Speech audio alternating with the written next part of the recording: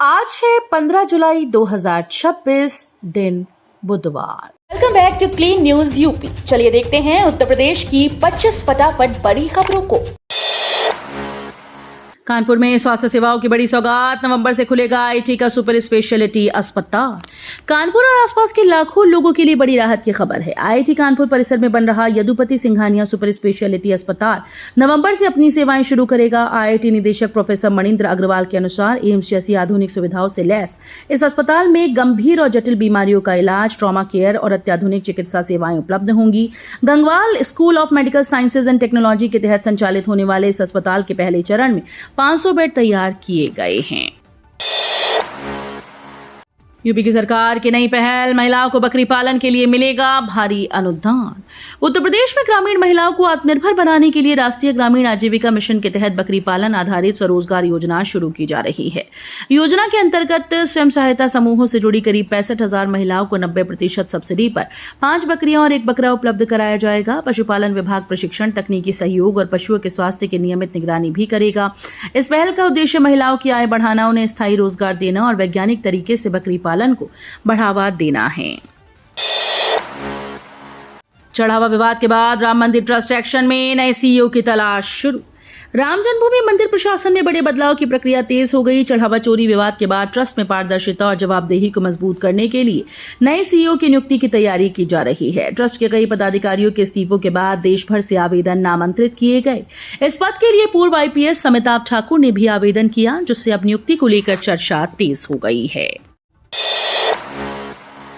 CM योगी बोले, अयोध्या के नाम पर देश की आस्था को निशाना बनाया जा रहा है। मुख्यमंत्री योगी आदित्यनाथ ने अयोध्या से जुड़े मुद्दे पर कहा कि जिनके लिए राष्ट्र सर्वोपरि नहीं, वे देश की अस्मिता और आस्था पर लगातार प्रहार कर रहे हैं। उन्होंने बताया कि श्री राम जन्मभूमि मंदिर प्रकरण में ट्रस्ट के अनुरोध पर एसआईटी निष्पक्ष जांच कर रही है और दोषियों के खिलाफ सख्त कार्रवाई की जा रही है। मुख्यमंत्री ने कहा कि इस घटना की आड़ में हिंदू धामों और धार्मिक आस्था को निशाना बनाने की कोशिश की जा रही है। बाढ़ आपदा से निपटने की नई रणनीति, नाविक और तैराक बनेंगे राहत के साथी।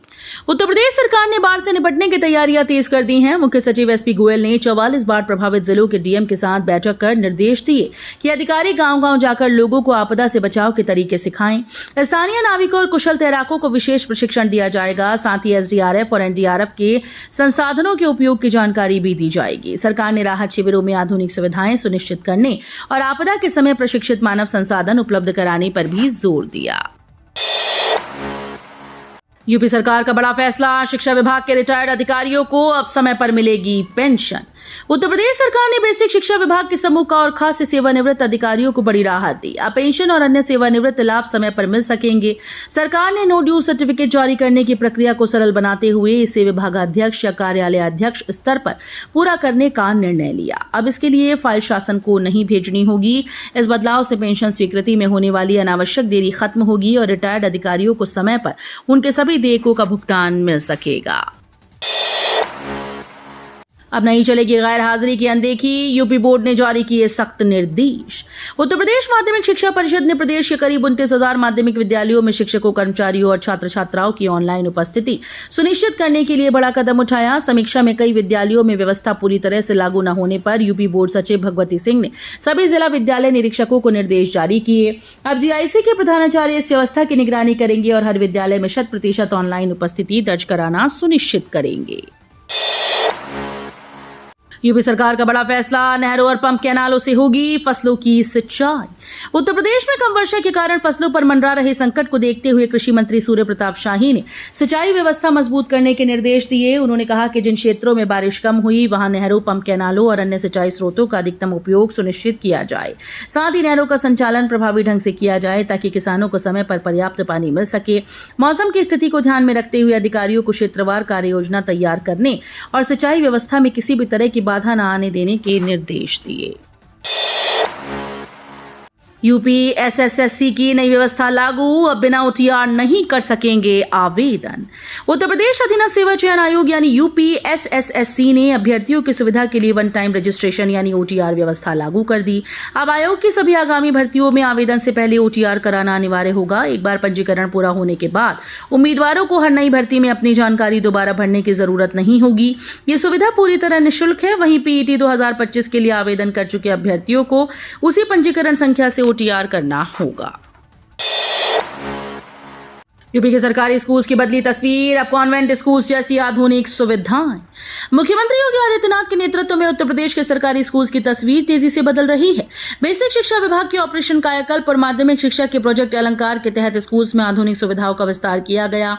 अब सरकारी विद्यालय स्मार्ट क्लास, अत्याधुनिक प्रयोगशालाओं, समृद्ध पुस्तकालयों और डिजिटल संसाधनों से लैस हो रही हैं। सरकार का दावा है कि इन प्रयासों से सरकारी स्कूल्स का शैक्षणिक स्तर और बुनियादी ढांचा मजबूत हुआ है।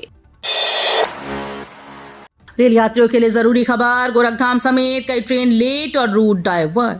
कानपुर सेंट्रल से यात्रा करने वाले यात्रियों के लिए अहम खबर है। गोरखधाम एक्सप्रेस, छपरा एक्सप्रेस समेत कई ट्रेन लगातार देरी से चल रही हैं, जिससे यात्रियों को घंटों प्लेटफॉर्म पर इंतजार करना पड़ रहा है। मंगलवार को गोरखधाम एक्सप्रेस करीब 2 घंटे 36 मिनट की देरी से पहुंची। वहीं रेलवे ने 21 जुलाई को कुछ ट्रेन के मार्ग में भी बदलाव किया। ऐसे में यात्रा पर निकलने से पहले अपनी ट्रेन का समय और नया रूट जरूर जांच लें। रेलवे ने बदले टेंडर नियम, सुस्त ठेकेदारों पर कसेगा शिकंजा। रेलवे ने देश भर की बुनियादी ढांचा और यात्री सुविधा परियोजनाओं को समय पर पूरा कराने के लिए टेंडर नियमों में बड़ा बदलाव किया। अब जिन कंपनीज के पुराने विवाद और अदालती मुकदमे उनकी कुल नेटवर्क के 50% से अधिक होंगे, उन्हें रेलवे के नए बड़े प्रोजेक्ट नहीं मिलेंगे। इस फैसले का उद्देश्य ऐसे ठेकेदारों पर लगाम लगाना है जो परियोजनाओं में देरी करते हैं या कानूनी विवादों के कारण काम अधूरा छोड़ देते हैं। पेट्रोल पर निर्भरता होगी कम, आईआईटी कानपुर ने विकसित की E85 इंजन तकनीक। आईआईटी कानपुर ने स्वच्छ ईंधन और पेट्रोल पर निर्भरता कम करने की दिशा में बड़ी सफलता हासिल की। संस्थान के इंजन रिसर्च लैब ने E85 यानी 85% एथेनॉल मिश्रित ईंधन पर चलने वाले वाहनों की नई इंजन तकनीक विकसित की। शोधकर्ताओं का दावा है कि इस तकनीक से वाहन बिना पावर लॉस के बेहतर प्रदर्शन करेंगे। ये शोध प्रोफेसर अविनाश कुमार अग्रवाल के मार्गदर्शन में किया गया। तकनीकी वाहन निर्माताओं के साथ भी साझा की जा चुकी है, जिससे भविष्य में E85 आधारित वाहनों का रास्ता आसान हो सकता है। पशुओं को खुरपका मुंहपका से बचाने के लिए यूपी में मेगा टीकाकरण अभियान शुरू। उत्तर प्रदेश में खुरपका मुंहपका रोग की रोकथाम के लिए 22 जुलाई से 8 सितंबर तक विशेष टीकाकरण अभियान चलाया जाएगा। पशुधन और दुग्ध विकास मंत्री धर्मपाल सिंह ने अभियान के प्रभावी संचालन के निर्देश देते हुए बताया कि इस दौरान प्रदेश के 3,37,80,404 पशुओं को टीका लगाने का लक्ष्य रखा गया है। प्रत्येक टीकाकरण का विवरण भारत पशुधन ऐप पर रियल टाइम अपलोड किया जाएगा। साथ ही वैक्सीन की गुणवत्ता बनाए रखने, माइक्रो प्लान तैयार करने और टीकाकरण दलों को समय पर प्रशिक्षित करने के निर्देश दिए गए। अब राशन कार्ड के लिए नहीं लगाने पड़ेंगे चक्कर, नाम अपने आप जुड़ेगा और हटेगा। राशन कार्ड धारकों के लिए बड़ी राहत की खबर है। राज्य सरकार ने राशन कार्ड में नाम जोड़ने और हटाने की प्रक्रिया को पूरी तरह से आसान बनाने का फैसला किया। नई व्यवस्था के तहत जन्म या मृत्यु प्रमाण पत्र जारी होते ही संबंधित व्यक्ति का नाम राशन कार्ड में स्वतः जुड़ जाएगा या हट जाएगा। इसके लिए लोगों को सरकारी दफ्तरों के चक्कर नहीं लगाने होंगे। ये सुविधा राष्ट्रीय खाद्य सुरक्षा योजना यानी NFSA और गैर NFSA दोनों श्रेणी के राशन कार्ड धारकों को मिलेगी। लखनऊ कानपुर एक्सप्रेसवे पर सफर होगा हाईटेक, बिना रुके कटेगा टोल। लखनऊ कानपुर एक्सप्रेसवे पर वाहनों की आवाजाही शुरू हो गई। 63 किलोमीटर लंबी इस एक्सप्रेसवे पर वाहन 120 किलोमीटर प्रति घंटे की रफ्तार से दौड़ेंगे। खास बात यह है कि यहाँ पारंपरिक टोल प्लाजा नहीं होंगे और हाईटेक तकनीक के जरिए चलते चलते ही टोल वसूला जाएगा। हालांकि ये देश का सबसे महंगा एक्सप्रेसवे भी बन गया है। NHAI के अनुसार कार, जीप और वैन के लिए एक तरफ का टोल 275 रुपए तय किया गया, जो प्रति किलोमीटर के हिसाब से देश में सबसे अधिक है। 250 से अधिक आबादी वाले गांव अब जुड़ेंगे मुख्य मार्गों से। PMGSY 4 पर काम शुरू। उत्तर प्रदेश सरकार ग्रामीण क्षेत्रों में सड़क संपर्क मजबूत करने की दिशा में बड़ा कदम उठा रही है। प्रधानमंत्री ग्राम सड़क योजना 4 के तहत 250 या उससे अधिक आबादी वाले ऐसे गांव को मुख्य मार्गों से जोड़ा जाएगा जो अब तक सड़क सुविधा से वंचित हैं। ग्राम्य विकास विभाग के निर्देश पर उत्तर प्रदेश ग्रामीण सड़क विकास अभिकरण ने विस्तृत परियोजना रिपोर्ट यानी DPR तैयार करने की प्रक्रिया शुरू कर दी है। आत्मनिर्भर महिलाओं की बड़ी सफलता, विदेशों तक पहुंची बिजनौर की हर्बल चाय। उत्तर प्रदेश के बिजनौर की ग्रामीण महिलाओं के द्वारा तैयार की जा रही विदुर हर्बल टी अब अंतर्राष्ट्रीय पहचान बना रही है। राष्ट्रीय ग्रामीण आजीविका मिशन के सहयोग से स्थानीय जड़ी बूटियों से तैयार इस ऑर्गेनिक चाय की मांग अमेरिका, इंग्लैंड, जर्मनी और फ्रांस तक पहुंच चुकी है। अब इन देशों में इसकी फ्रेंचाइजी खोलने की तैयारी की जा रही है। ये पहल ग्रामीण महिलाओं को आत्मनिर्भर बनाने के साथ साथ उन्हें वैश्विक उद्यमिता की नई पहचान भी दिला रही है और स्थानीय उत्पादों को अंतर्राष्ट्रीय बाजार तक पहुंचाने का उदाहरण बन रही है। प्रयागराज की नुमैया दाही झील का बदलेगा स्वरूप, होगा सुंदरीकरण और लगेगी एसटीपी। प्रयागराज के यमुना किनारे स्थित 48 हेक्टेयर में फैली नुमैया दाही झील का जल्द ही कायाकल्प होने जा रहा है। झील के सुंदरीकरण के साथ इसमें गिरने वाले नालों के पानी को साफ करने के लिए एसटीपी यानी सीवेज ट्रीटमेंट प्लांट लगाया जाएगा। पर्यावरण, स्थानीय मछुआरों और प्रवासी पक्षियों के लिए महत्वपूर्ण इस झील को नमामि गंगे योजना के तहत वेटलैंड वन घोषित किया जा चुका है। इस परियोजना से झील का संरक्षण होगा, प्रदूषण कम होगा और इसकी प्राकृतिक सुंदरता को नई पहचान मिलेगी। प्रयागराज एयरपोर्ट की बड़ी उड़ान, देश में 9वीं और यूपी में दूसरी रैंक, एआई सर्वे में शानदार प्रदर्शन। प्रयागराज एयरपोर्ट ने एक बार फिर से अपनी बेहतरीन यात्री सुविधाओं के दम पर बड़ी उपलब्धि हासिल की है। भारतीय विमानपत्तन प्राधिकरण यानी एएआई के वर्ष 2025-26 के ग्राहक संतुष्टि सर्वेक्षण के पहले दौर में प्रयागराज एयरपोर्ट को देश भर में 9वीं और उत्तर प्रदेश में दूसरा स्थान मिला। जनवरी-जून 2025 में 37वें स्थान पर रहने वाला एयरपोर्ट पहले 12वें और अब 9वें पायदान पर पहुंच गया। ये उपलब्धि यात्रियों को बेहतर सेवाएं और आधुनिक सुविधाएं उपलब्ध कराने की दिशा में एयरपोर्ट की लगातार प्रगति को दर्शाती है। यूपी के सरकारी स्कूल हुए हाईटेक, स्मार्ट क्लास और कंप्यूटर लैब से बदली पढ़ाई। उत्तर प्रदेश में ऑपरेशन कायाकल्प और प्रोजेक्ट अलंकार के जरिए सरकारी स्कूल्स की तस्वीर तेजी से बदल रही है। मुख्यमंत्री योगी आदित्यनाथ के नेतृत्व में अब परिषदीय और माध्यमिक विद्यालयों में स्मार्ट क्लास, कंप्यूटर लैब, विज्ञान प्रयोगशालाएं, पुस्तकालय, स्वच्छ शौचालय, पेयजल और डिजिटल संसाधनों जैसी आधुनिक सुविधाएं उपलब्ध कराई जा रही हैं। ऑपरेशन कायाकल्प के तहत अब तक 1.32 लाख परिषदीय विद्यालयों का कायाकल्प किया जा चुका है। सरकार का लक्ष्य छात्रों को बेहतर आधारभूत सुविधाओं के साथ गुणवत्तापूर्ण और आधुनिक शिक्षा का वातावरण उपलब्ध कराना है। विदेश की नौकरी छोड़ रायबरेली में शुरू किया हाईटेक फिश फार्म, करोड़ों का कारोबार। उत्तर प्रदेश में स्वरोजगार को बढ़ावा देने वाली सरकारी नीतियों का असर अब साफ दिखाई दे रहा है। रायबरेली में अमेरिका से लौटे एक सॉफ्टवेयर इंजीनियर ने आधुनिक तकनीक और सरकारी अनुदान की मदद से 10 हेक्टेयर क्षेत्र में अत्याधुनिक मत्स्य उत्पादन केंद्र स्थापित किया। करोड़ों रुपए के इस हाईटेक फिश हब ने न सिर्फ आधुनिक मत्स्य पालन का नया मॉडल पेश किया, बल्कि स्थानीय स्तर पर रोजगार के अवसर भी बढ़ाए हैं। टीजीटी भर्ती में बड़ा झटका, 14,000 उम्मीदवारों की उत्तर पुस्तिकाएं नहीं जांची गईं।